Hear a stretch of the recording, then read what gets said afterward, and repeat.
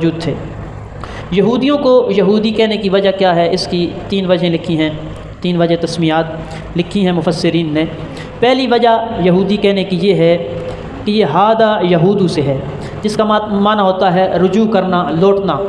और चूँकि यहूदी भी जब बिछड़े की इबादत उन्होंने की तो उसके बाद उन्होंने दोबारा रुजू किया, दोबारा तौबा की, इस वजह से उनको यहूदी कहा जाता है। ये एक वजह बयान की गई है।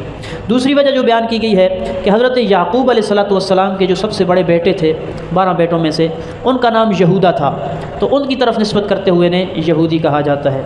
और इमाम खाज़िन रहमतुल्लाह अलैह ने तफसीर खाज़िन में एक वजह लिखी है, वो ये कि यहूदी जब अपनी किताब पढ़ते, तौरात की तिलावत करते, तो उसको हिल हिल के पढ़ते। जिस तरह हमारे यहाँ बच्चे तिलावत कुरान पाक करते हैं तो उसको हिल हिल के पढ़ते हैं, तो वो भी हिल हिल के पढ़ते थे। तो इस हिलने को अरबी में कहते हैं तहव्वदा, तो उस हिलने की वजह से उनका नाम यहूदी पड़ गया। तो ये है यहूदियों को यहूदी कहने की वजह।